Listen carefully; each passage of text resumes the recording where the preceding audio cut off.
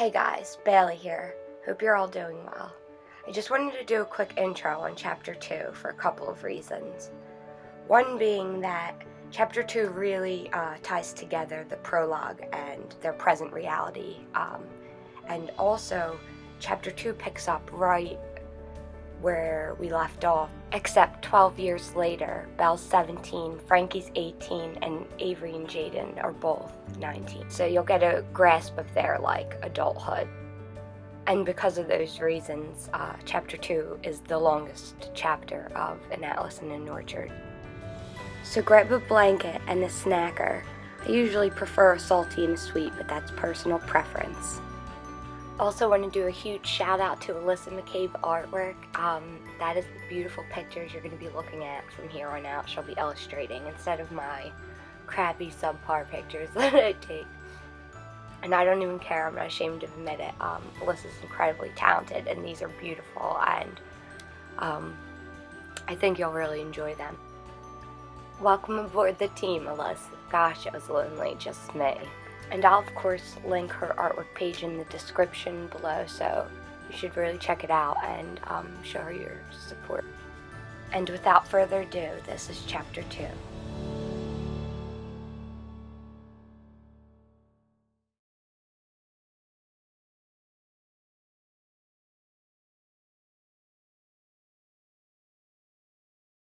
From her bedroom window, Belle could hear the leaves of the Cipriano weeping willow grove next door, rustling in the warm wind. No more than a month from her 18th birthday, she failed to see that whatever she feels she may lack in stature, she far surpassed in heart. She examined herself in a full-length antique rosewood mirror that her father had sought his reflection in many times before. The mirror is most lovely, engraved with remarkable etchings of Mount Ezra, along with different plant species and wildlife native to Asare. A family heirloom that now resides in her room, a hollowing reminder of the loss of their father. She tugged at the powder-white ruffled dress that clung to her petite frame, her usually tangled hair smooth and straightened like a sheet of chocolate ice. Today she was bound by love and a sense of duty, as were all Asarans, for this day was National Remembrance Day.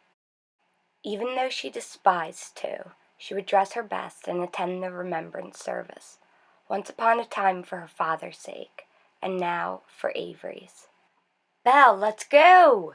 Avery shouted up the stairs, instinctually brushing at his tailored charcoal suit for any dust or debris that it may have collected walking the few feet from his bedroom. "Coming, Ave," she called back in a squeak, bouncing down the stairs. "We're a good-looking family, you and I," Avery said, admiring himself in the foyer mirror. "Also, Gloria will be here any minute," he added, tugging at the Windsor knot of his black silk tie. "Really, Ave?" Belle asked, huffing aloud at the mention of Gloria. Gloria Cipriano, Jaden and Frankie's mother, had been inserting herself into their lives as long as Belle could remember. Belle had come to accept that Gloria and the boys were a permanent addition to their lives, and loved Gloria as much as she could imagine she would have loved her own mother had she ever known her.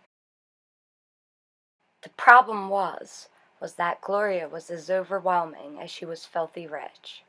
Belle stood pin straight as she always did before she hit someone with one of her dissertations. Avery saw it coming and quickly cut her off. "Really, Belle?" Avery replied, mimicking her angrily.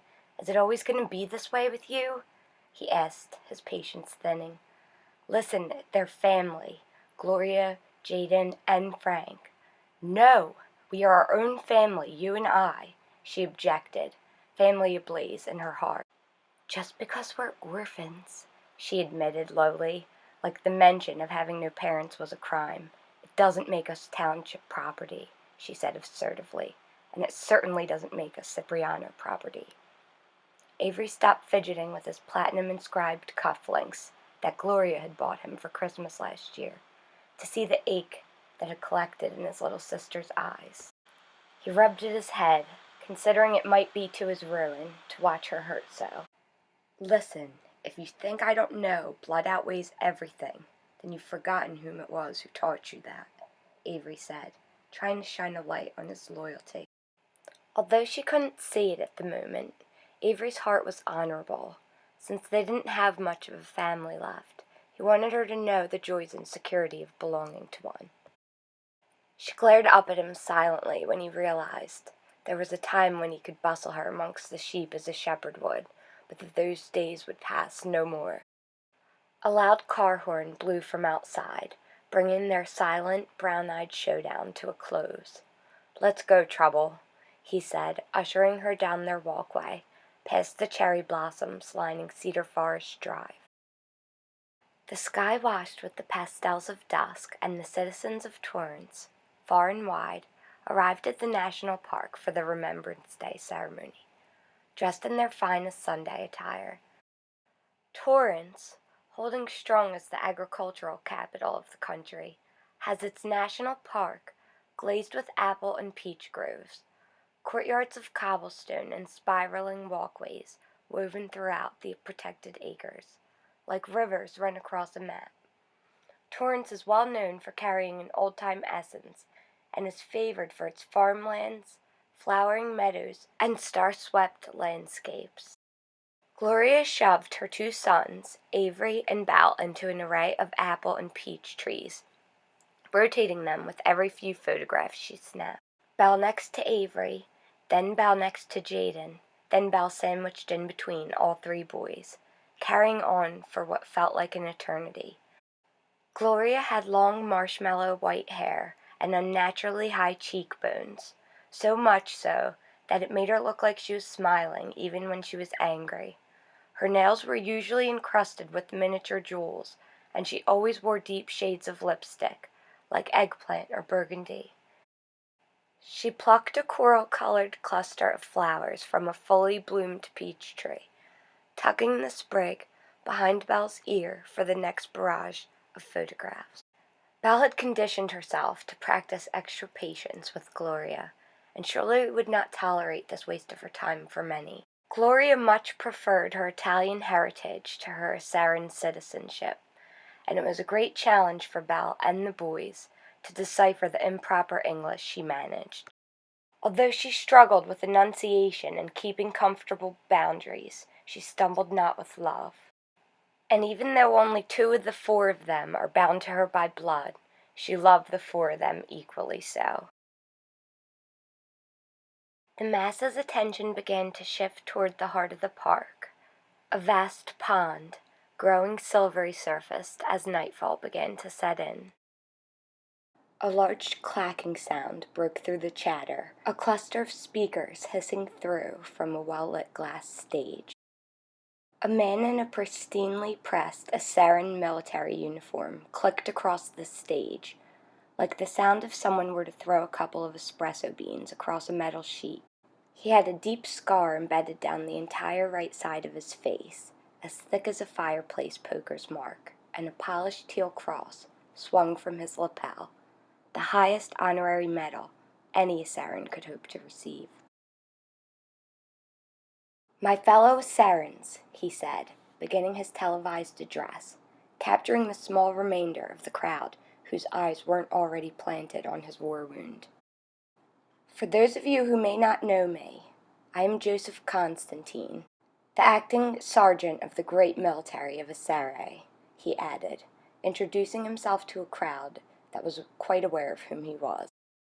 Aside from his scar being legend, he's one of 2 people in Assaran history awarded the Teal Cross.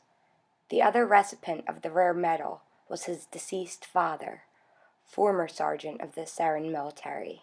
In addition to overlooking the entire Assaran military, the acting sergeant also appoints and holds responsibility for the King's Guard. It's a true honor for me to stand before you tonight and address the great state of Torrance on our country's most cherished holiday. As you know, our neighboring states are gathered in unison at their own services to honor National Remembrance Day, and to them we send our sincerest regards," the sergeant said, pausing thoughtfully. "I think I can speak for all of Torrance when I say it has been our greatest esteem to stand one of 4 amongst you in the unity, perseverance, and the liberty of the great country of Assyria.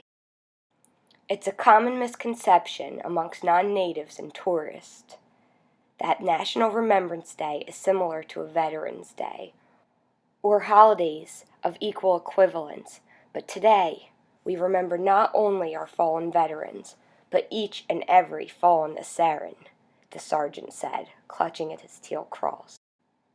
It's been 29 years since I lost my father at the rebellion of Gareth, the sergeant continued, with a crack in his authoritative pitch. He looked out at the masses, enclosing the legendary pond like it were a puddle. If you had asked me then if I could lead the militia of this great country without him, I'd have assured you I could not, he said, continuing on despite his nerves. But the man I stand before you today is not the same slow-beating heart I stood all those years ago. So tonight I implore you that despite your grief and despite your defeats, that you walk in bravery, he said, as if there were fireworks going off in his heart. The crowd erupted into applause, and Sergeant Constantine took silent advantage of the moment, gathering the determination to finish his televised address. Whether military or not, it was the sacrifice of their yesterdays that paid for our freedom today, he said gratefully. May all of our fallen Assyrians rest in peace, and their memories roar in our hearts, that we may honor them with our lives. God bless the king, and God bless Assyria, he finished, saluting the crowd in perfect posture. He clicked his way the few feet to the pond's edge, releasing his blue lantern. Belle breathed in the idea of bravery like it were as free as the fresh air she breathed, and decided that if she'd be known for anything, she'd much prefer bravery to timidity. Avery led he and Belle to an opening for two by the water's edge to release their white lantern.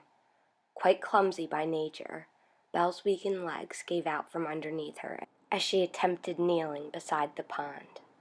"For Dad," she whispered, unshaken by the fall.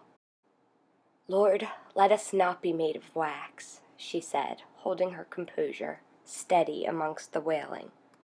"So when the pressure's on, we won't melt," Avery said, finishing the prayer their father had once recited with them every morning before breakfast. The only two remaining members of the Giordano bloodline released their lantern, rippling the pond's surface. They would take a moment of silence for their mother, whom they've never met, and two for their father. Avery leapt to his feet, smoothing out any wrinkles his suit may have endured from kneeling. He offered his arm to his sister with a bow, pulling her up to a wobbly stance. "Look at you, you're a mess." He let out a half-suspecting chuckle of her fresh scuffed knees, and the siblings walked side by side, soft twinkling lights stirring the pond's onyx-colored surface. Frankie crept up behind Avery and Belle, entangling himself in their embrace. "Love you too, yo," Frankie said, rubbing at Avery's head. Belle couldn't help but laugh as she watched the two boys wrestle themselves into the tree line, giggling like brothers would. It was but an instant before someone crashed into her backside, her already shaky legs unable to bear the blow. She closed her eyes and gritted her teeth for the face plant, when a strong arm hooked around her waist, scooping her up to safety. She spun around to find a jolted Jaden composing himself at her heels. You just stopped. I was right behind you," Jaden said, instinctually sliding his eyes down her delicate stance. Even surrounded by miles of blossoming orchards, he could smell black cherry and fresh linens on the air whenever Belle stepped into his sight, and it consumed him wholeheartedly, whether or not she was around. Spring had a way of stirring up the lovesick in him, but then again, whether it was flower petals, leaves, or snow in her hair, he loved her all the same. Jaden was a type of beautiful himself, and could melt most any girl with his gentle gaze. It also didn't hurt that there wasn't a girl in the country who didn't know he was the heir to the Cipriano Empire. However, to Jaden's misfortune, Belle was unlike any girl, and surely had no price tag on her forehead. She rather had her efforts set to healing after the loss of her father, and not to boys. A group of lanterns floating by shined on her bare skin, highlighting the fresh crimson-colored scuffs about her knees. "Belle, what happened?" Jaden asked with widening eyes. As Jaden had aged, the adoration he had felt for Belle grew from a bubbling to a boiling, along with which his worry grew of what might become of he and Avery's friendship when Avery pieces it all together. "I just lost my balance earlier," she said casually. She linked her arm with Jaden's like she would with her own brother, strolling through the walkways and groves. "You've been losing your balance as long as I can remember," Jaden said charmingly, "and you're always scraped up, ever since you were a miniature Belle running amok in the forest," he reminisced, staring at his footsteps for perfect strides. "Huh, you were running into me then, too," she said, her jovial chuckle rising through. "It's my own fault, though. I should have heard you thumping behind me," she added, giving his arm a friendly squeeze. "Belle, there you are. Are you two all right?" Gloria asked, tears streaming down her face. She grabbed Belle from Jaden's grasp for an involuntary kiss. "I'm really fine, Gloria, promise. Don't cry," Belle said sweetly, beaming up at her. "Your father would be so proud of the woman you're growing into," Gloria said, incorrectly dragging the enunciation of most of her words. "And your brother," she added lovingly. "Where are Frank and Abe?" Jaden asked, taking advantage of the opportunity to wrap up his mother's weeping with a change of subject. "Those two beautiful morons. They were kicked out for wrestling in the orchards. They were just playing, but they're waiting in the car. Are you two ready?" Belle nodded in agreement, swinging her head for one last look at the light show swooshing across the National Park's pond. To her, the pond resembled shooting stars astray a midnight sky. "Belle," Jaden whispered. He grabbed her face gently, rubbing at Gloria's purple lipstick print with his thumb. She smiled gratefully at him, and the three of them walked side by side through the stone archway, shimmying through the crowd.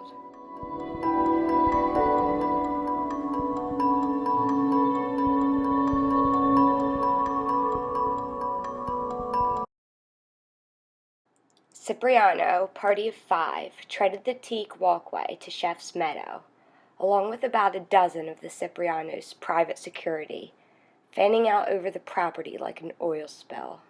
There's a 6-month waiting list to scoot across the pine dance floor of the renowned restaurant, but on National Remembrance Day, the floor lays desolate, glistening in protest of joyful feet. The Ciprianos, however, weren't familiar with waiting lists and were seated immediately upon their arrival. "Belle, come sit by me, sweetheart," Gloria insisted, her purple lipstick creasing in thin lines across her wide lips. Belle reluctantly tucked herself in between Gloria and Avery, staring above at the sheer organza draping laid with crystal lights. Before Belle could unfold her napkin, chilled cordials and fresh shaken liqueurs flooded the table in crystal stem glassware, twinkling in the candlelight. She closed her eyes uncomfortably, while the other guests looked on while her table was served shrimp cocktail, prosciutto and melon, and sizzling clams casino. Belle bit her lip nervously, staring out at the mighty oaks bordering the property. She had kept herself distracted with the scattered lanterns hanging about the massive branches enclosing the restaurant. But when the server showed up with a steaming bolognese starter bowl, it was just enough to push her over the edge. "You must just be relieved, Gloria. Not even necessary to call ahead for your preferential treatment," Belle said snidely, and far from her nature to do so. "Belle!"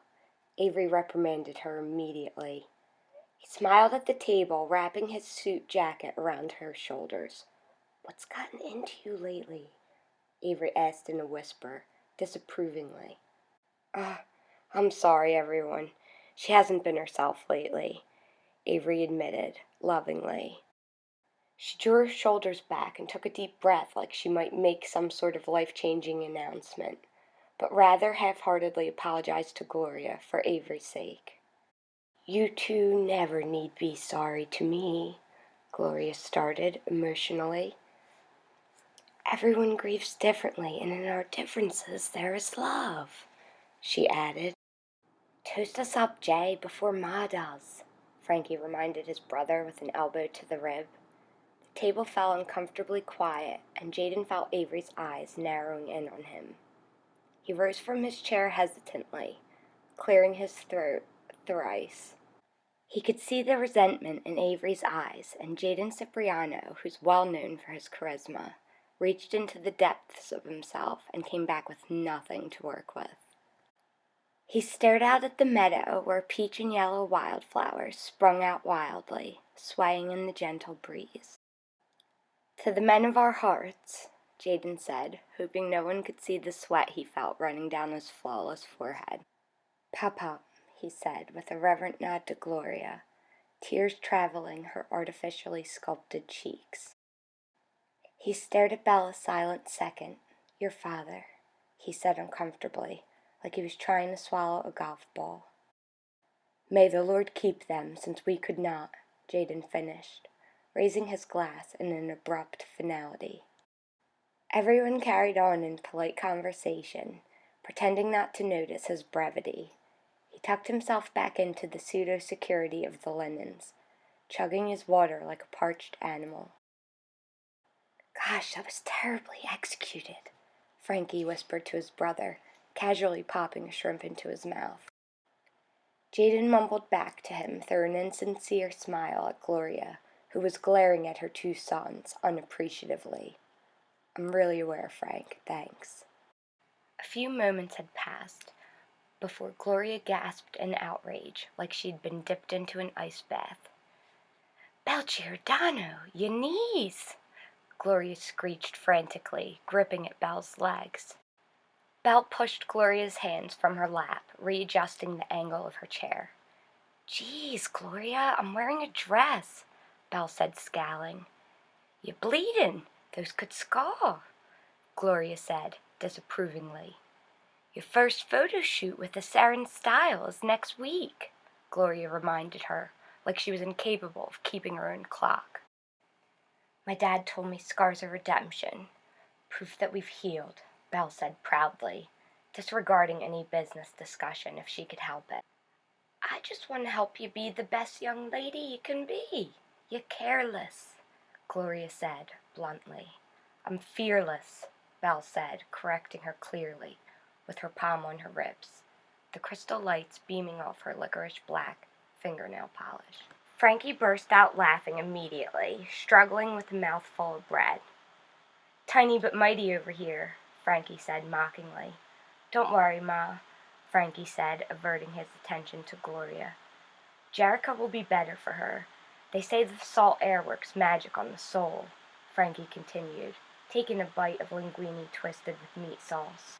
"No looming memories to hold her captive to her bedroom or her books," Frankie said in a disgruntled close, a tone that he does not usually take with Belle. "Geez, Frank, I'm sitting right here," Belle said, squinting her eyes in aggravation. "With respect to both of you," Frankie started, looking to Avery for his approval. Avery nodded and Frankie continued. "It's been 2 years since your dad died, and you haven't shown your face for any of our Battaglia meetings, not at any parties, any meals, or even to chill at Karsh's," Frankie said bitterly. "You didn't even walk at graduation. I had to graduate alone." "I was hurting," Belle admitted, somberly, tucking her straightened hair behind her ear. "Well, while you were hurting, we've decided your salary, your vacation time, and every other aspect of your contract, for that matter," Frankie informed her. Belle searched Avery's eyes for compassion, but could find none. "He's right," Avery said, agreeing with Frankie. "It's been 2 years now. You should be stronger now in spite of all of it," Avery continued, biting a piece of prosciutto and melon off of his polished fork. "Jaden," Avery called thunderously, directing his attention to his next victim, like a snake would. "You're unusually opinionless tonight. Anything to add? Avery asked, suspicious of Jaden's intentions for Belle as of late. I just want you to be happy, Jaden managed to mutter, after an uncomfortably long pause. It's everything we all hope for you, he said, catching a glance of gratitude from Belle. Jay, are you aware that we are actually trying to draw her out of her shell of seclusion and not give her our blessing to add another layer to it? Frankie asked sharply. Don't bother. Anyone in for a smokestack? Avery asked, trying to lighten the tone the evening had taken. Yes, Frankie proclaimed, having had turned 18 this year, the legal drinking age of a Sarai. Sweetheart, if it smokes, you know I'm in, Gloria added. Don't you guys know that Bagliora is a protected species? Belle asked, shocked. Bagliora plant, more commonly known as Founder's Glory, is native exclusively to Adria and is smoked for its sweet red liqueur. Founder's Glory is a bioluminescent plant species, glowing different bursts of color at nightfall. Modern botanists are puzzled that it's only able to survive in the warmest of Adrian soils, Belle said wistfully. By drinking it, you're only promoting the disregard of its preservation. Well, I don't know anything about all of that, but I see you've been reading Cultivations of Acerae contents to index again, Frankie said. Aside from producing the country's most expensive liqueur, the Bagliora plant is the only of its taxonomy untouched by extinction. Avery soon returned with 4 smokestacks, the Mount Ezra tribute drink. Smokestack is served chilled in a heated glass, creating a steaming effect. 24-karat white and yellow gold flakes are mixed into the crimson-colored drink to resemble magma, and is then topped with a smoked dairy foam, resembling a spiked forest berries and cream. I would just like to take this opportunity to say that this dinner is a perfect example of why I prefer pages to people, Belle said angrily. She was particularly outraged because the founder of Sarai, Arturo Genovese, was well documented for his alcoholism from the day he washed ashore Adria. He was noted as harmfully obsessed with Mount Ezra and what goodies or disasters might erupt from it next, and it was indeed Genovese's love for the smokestack that did him in. Also, despite what you all may think, I have read my contract. Several times over, actually, Belle admitted. And I've got to say that it's really left me in a place where I can't find any peace with signing it, she said, relieved to speak the words aloud. What? Jaden asked, devastated. Gloria's jaw dropped in horror, like someone had just walked by wearing her entire diamond collection. We should just go. She's just being impossible tonight, Avery said, irritated. No, don't, Frankie protested. Our final contract meeting is tomorrow. We need to discuss this. And we will, Frank. Tomorrow, Avery said, ending the discussion. You guys should salvage what's left of the holiday. We love you. And I'll talk to this one tonight, Avery said, gently pulling out Belle's chair. 2 guards followed their quickening footsteps. These 2 particular guards, Michael and Daniel, were assigned to Avery and Belle 2 years ago to watch over them after their father had passed away.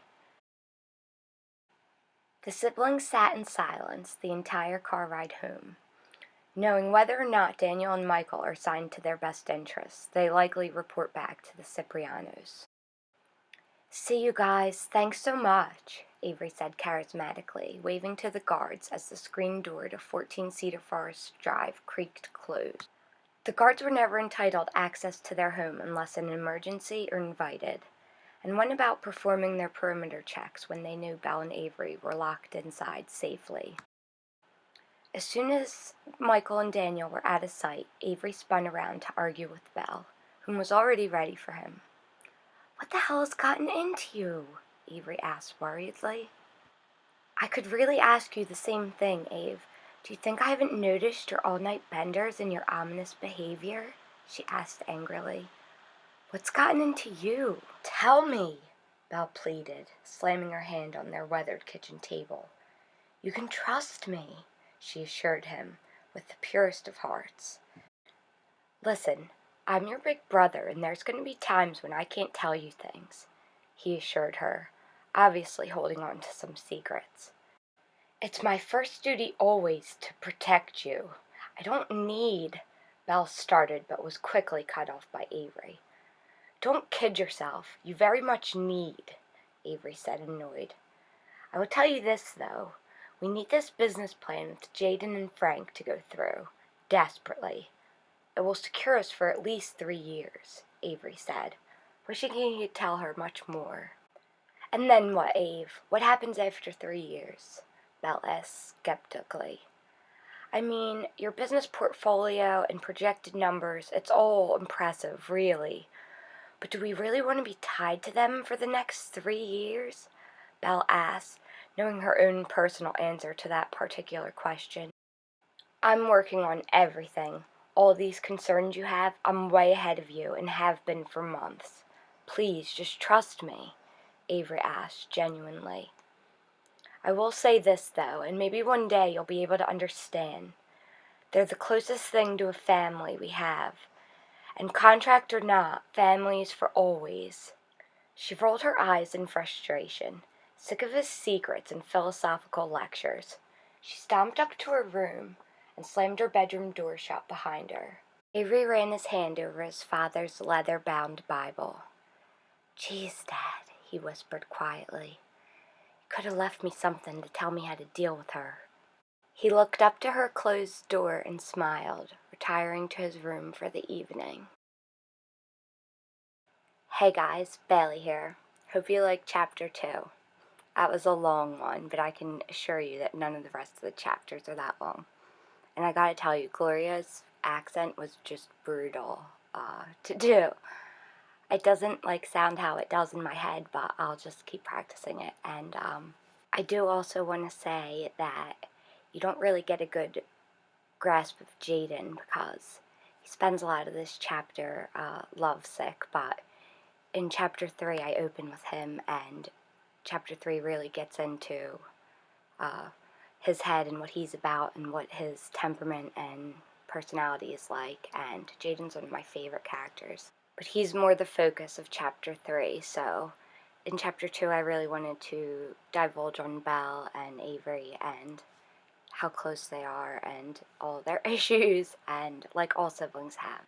Please like and subscribe if you haven't already, and be sure to check out Alyssa McCabe Artwork. I have it linked in the description below. And thank you so much for listening. Have a great night, and God bless.